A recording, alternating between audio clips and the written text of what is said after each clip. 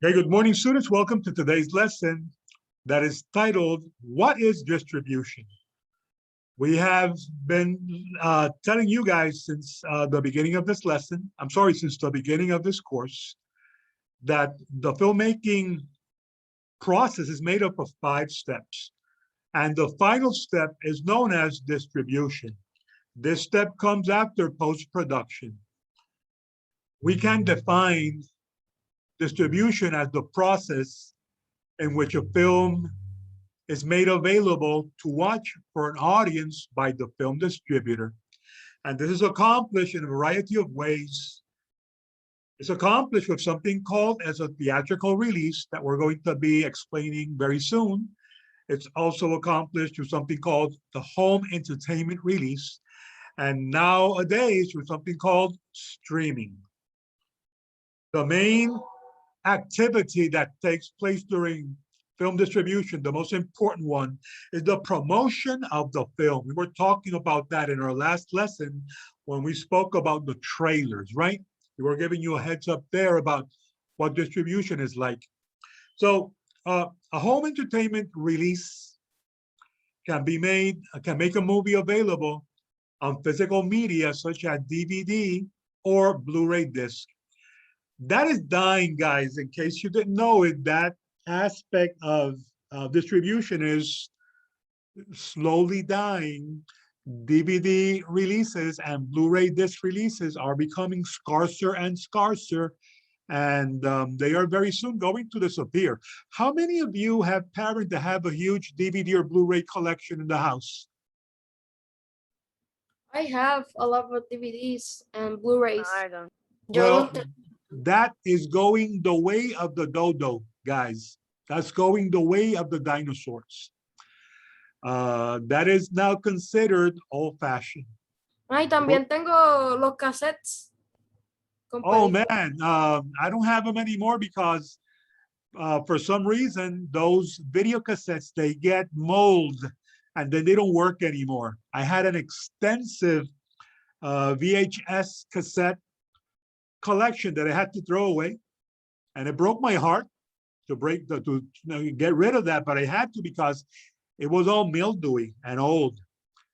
And I tried to replace all that with DVDs and Blu-rays, but if you were with me right now in my living room, you would see that I have a pretty sizable collection, but that's dying. And part of that has to do with what has been going on in recent years, something called streaming. But before I go there, we were talking about home entertainment releases, right? And physical media is just an aspect. The other aspect of that is cable TV services, or what we call VOD, view on demand. And we also have premium channels that have been around for a long time, like HBO. One recent development has taken place in the internet, and that's something that we call streaming. Streaming has just exploded into the scene. And now that is the current method of home entertainment releases. We have apps such as Netflix, Amazon Prime, Apple TV, and in the last 2 years, we have seen the arrival of new services such as Paramount Plus, Disney Plus, and others. And all this has been changing the traditional structure and timing of release windows. It's important that we remember that while for a director or an actor or any other filmmaker, making a movie is all about the art, for the studio, it's about getting back the money they invested in making that movie. The studio needs to get back that money and more in order to be considered successful. There's a group of people known as the film distributors that play a huge role in a film's success. They are responsible for controlling the marketing and circulation of the films into the theater and also home viewing. And remember, home viewing is DVD or physical media, pay-per-view, television rights, streaming, and all of these services. Ultimately, the film itself is responsible for being successful or not, because if the movie is not good or not attractive to the audience is going to fail. But everything that distribution does is very important, okay? They decide how much the film needs to be advertised in order to get the public's interest. And they also arrange screenings for exhibitors. Exhibitors are the theaters and streaming services. And they use other strategies to convince exhibitors that they will profit by showing the film. So basically what they do is they show samples of the film, and the exhibitors will either be interested or not interested in leasing the film. Guys, remember that when you see a movie in the theater is not buying the movie, they are leasing it. In other words, it's like renting it for a while to show it. Yeah.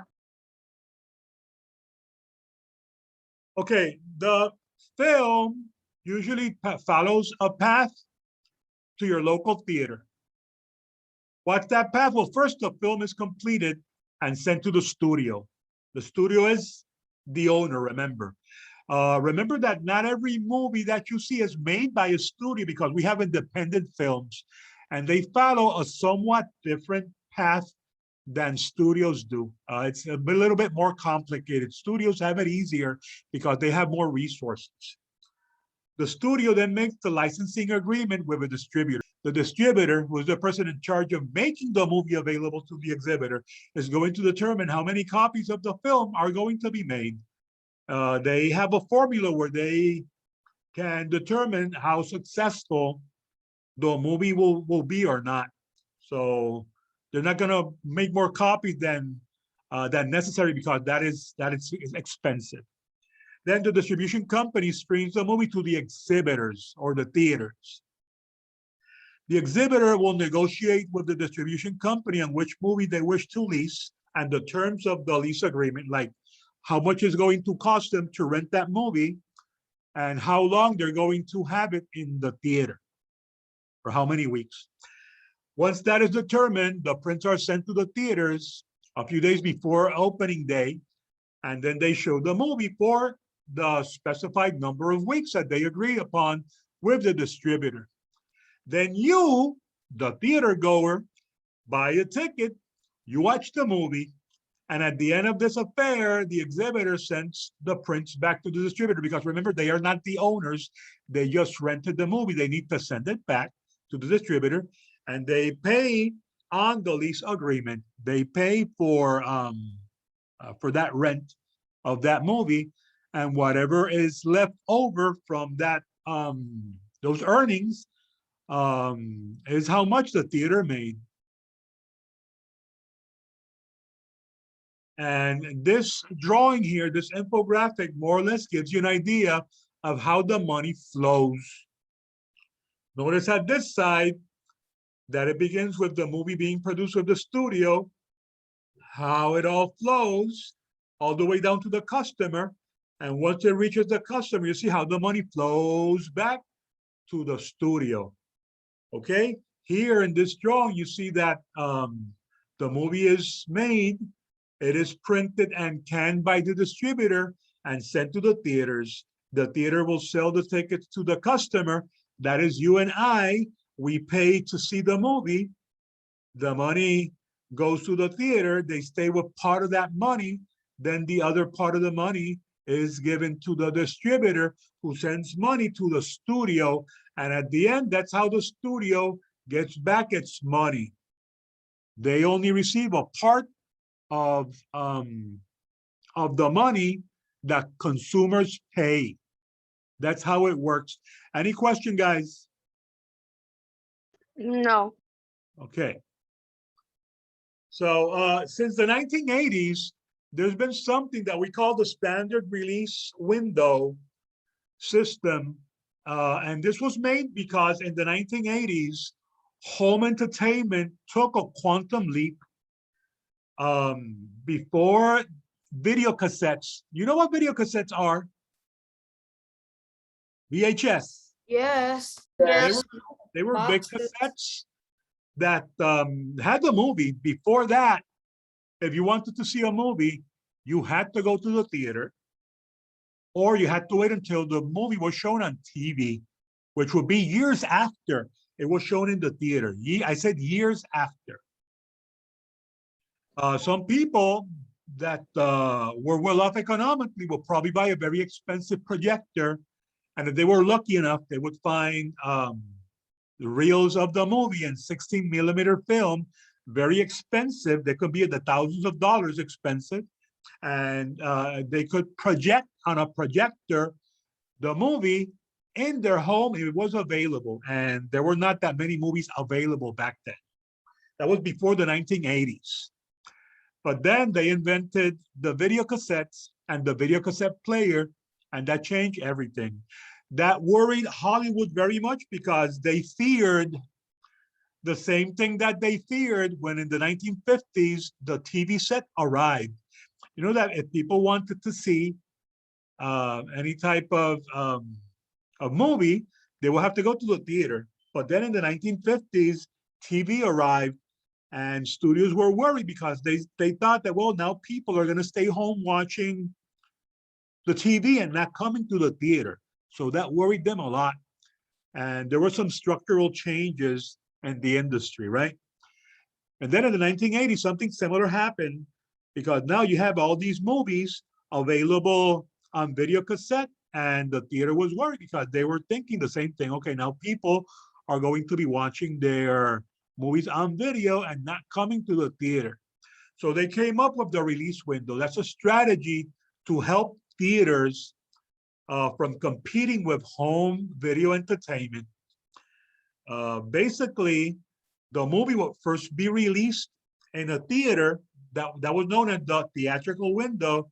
And then approximately 16 weeks later, like 4 months later, then it could be released into DVD, I'm sorry, into back then VHS. And after VHS, we had the DVD arriving in the 1990s. And that was known as the video window. And that will keep it like from competing with each other. After that, we have the arrival of pay TV or pay-per-view on cable services. And that also made some changes. Remember that also we sometimes can see theatrical movies on TV, but this happens years later, and that is also negotiated with the channels and the film distributors. Now, the question would be that many people make: how or where do the theaters make their money? What do you think theaters make more money? By selling movie tickets, with the snacks, with the trailers, or the ads? Yo había visto que The venden más ads. por el popcorn. Well, you know what? If the theater depended only on movie ticket sales, they would die. All theaters would fold and disappear. Did you know that? That's where they least make money. From I think 20, ads. very little, from 20 to 55% of the ticket price is what remains in the theater. The rest goes back to the distributor and the studio. So, I mean, they make very little money. I don't know, you have ever been to a theater and the theater is empty. You're the only one there, and maybe some other cat is sitting in another corner of the theater watching a movie. Have you seen that happen? Yeah, that has happened to me. Yes. Did you know that the theater is losing money when that happens? Because that theater is supposed to be jam-packed and full of people. Yeah. They're losing money like crazy when that happens. So how do they make up for that? Snack sales, number one. I mean, have you seen the prices of what they sell? Yeah, they're pretty heavy. Like $10 for popcorn. That is ridiculous. Like I remember one of the last times I went to the theater before the pandemic, I was in the States visiting my son and my granddaughter. And we were in this theater in Missouri, and they were charging almost $6 for a bottle of water. A bottle of water, the same bottle of water that you buy in the supermarket or in the convenience store. That's crazy ridiculous. You know, I saw the prices A hot dog for $9. That's why it's so expensive, guys. And because that's where they have to make the money. Another way that theaters make money is with the trailers. You know that you go to the theater and they show trailers at the beginning. Well, the movie studio will pay the theater to show the trailers depending on how many people are watching the trailer. And finally, advertising. Guys, believe it or not, there was a time when you would go to the theater and the only thing that you would see were the trailer and the movies. That's it. And in the late 1990s, I remember that I once went to the theater and I saw a commercial like those that they show on TV. And I'm like, wait a minute, why are they showing commercials on the theater? Why are they doing that? And they would show one commercial. That one commercial would change to two commercials. Then a few months later, it was more like 4 commercials. And now when you go to the theater, they have like a half an hour of commercials. You know what I'm talking about, right? Yeah. And you're probably asking, why is this happening? Well, that's the theater trying to recoup some of the money that they lose from ticket sales. They show commercials, and depending on how many commercials and commercials they show, people see them, they get paid by that company. So that's another way for a theater to make money because ticket sales are so low sometimes. Any question about how a theater makes money? No. No. Do you want to be a theater owner? No. No, no. Not unless you want to be poor. Huh. It's not like the best business model. And the pandemic has just made it more dangerous. There are some chains of exhibitors that have declared bankruptcy this year, guys, because of the pandemic. So very few film releases. This pandemic and also the arrival of streaming services is changing the game. We're living right now through a time when film distribution is changing dramatically, very dramatically. Now, how has COVID-19 affected movies? Can this shutdown affect movies for years to come? And the answer is yes. It has already impacted many movie releases last year and this year. You know, films such as Disney's Mulan, films such as Tenet, Wonder Woman 1984, and A Quiet Place have either seen their premium streaming models failing theatrical releases and push back release dates because of the pandemic. Is this going to have a longer reach effect on blockbusters and franchise projects? Probably yes. Will this be a short-term thing or a long-term thing? Only time will tell. I'm going to show you a video now about how COVID has been affecting movies. Buckle up, movie nerds, because coronavirus might affect movie releases until 2024. What? Yeah, I know, it's a really long time. Let's back up, let me explain. Since the start of the outbreak of COVID-19, we've been asked to practice social distancing, which is what I'm doing in my office right now.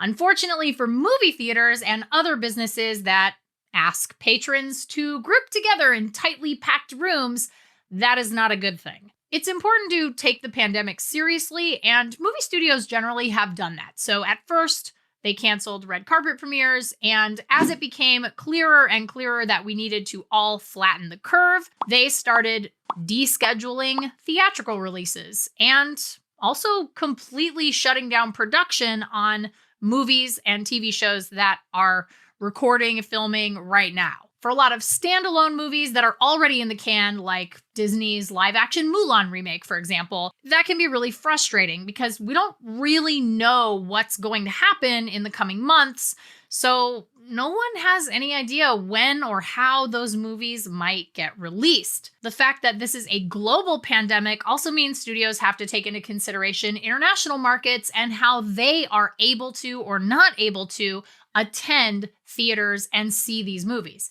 So it's a really big problem. Obviously not the most important problem happening right now, but it still is a problem. On top of that, there are also some massive cinematic universes that are looking at very bad log jams. Universal, for example, moved Fast and the Furious 9 from a theatrical release date of May this year to April 2nd, 2021, which just so happens to be the theatrical release date for Fast and the Furious 10, which has now been completely removed from the schedule, at least that we know of. So we may not see the 10th installment in the Fast and the Furious universe until spring of 2022 or later. Now, Disney, on the other hand, is probably tearing its hair out trying to figure out where all of the puzzle pieces for the Marvel Cinematic Universe should fall. Black Widow is a prequel movie, so it may not offer much in the way of new information for going forward in the Marvel Cinematic Universe, but New Mutants was also delayed, and as we all know, The Eternals is slated for release this year in November. They've also shut down production on Falcon and the Winter Soldier. WandaVision had to move its production indoors to green screens to get some of its post-production done. I mean, all of the Disney Plus shows are supposedly going to tie in somehow to the larger MCU. So Falcon and the Winter Soldier is completely delayed indefinitely for production, and WandaVision has had some issues getting reshoots done and other aspects of production. So if there is anything that any of those shows or the New Mutants or Black Widow needs to say before the Eternals drops, we could be looking at a full 6-month push of Disney's entire MCU schedule, which stretches all the way to 2023 at this point. That's not even taking into consideration scheduling conflicts, which happen all the time in Hollywood. So you may see prominent directors, actors, writers walk away from roles they had committed to originally because they have committed to other projects in the future that they just can't make work at the same time. So this is it's kind of a snowball effect, if you can see what I mean. Now, speaking of scheduling, most of these studios have release slates that go on for years, and they're planned well in advance. I just mentioned Disney's Marvel Cinematic Universe slate is planned all the way through the end of 2023 and probably into 2024 now. So this could really affect every single major studio in a big way. And it might also affect your pocketbook, because what happens if we just need to play catch up and Hollywood decides, let's release every superhero movie one weekend after another, after another, after another? I mean, your wallet is going to get really tired. And that means depressed box office for each one of those movies, which in turn then means we have a huge problem with potentially cutting production on future films. So we may see movies and studios, just decide they don't have the money to produce, a movie, or they may decide to go the safe route and only make sequels to things and maybe take less risks, like The Eternals, for example, in the future, which sucks. It's just not a good place to be in. It's not fun at all for anybody. One of the worst victims of all of this is probably going to be indie films, which are generally the first block of movie genres to get axed from release slates, because these studios pump hundreds of millions of dollars into these tentpole movies, expecting an even bigger return. And if they don't get them, not only will they decide to fund less superhero movies, less blockbusters, they also don't have the money to fund smaller, more interesting indie stuff. So that really just hurts the studios, the industry, the people who work in the industry, and us as moviegoers. It's just nobody wins in this situation. I mean, Robert Downey Jr. is going to be just fine, but everybody really is just in a situation where this is not fun and it's not really a win for anybody. Nobody wins here. Nobody wins. But we did think it was important to sort of talk it through with you guys and let you know. Okay, so There you have it, guys. There's a reshoot activity at the end that needs to be done and sent as quickly as possible. And in our next and final lesson, we will be talking about the film festival circuit, which is very important, especially for independent movies or indies, as this person in the video was saying, right? The model that studios use for their release of their movies and that independent films follow is quite different. And what is happening now in the world is affecting more than anybody else independent films. So that will be it for today.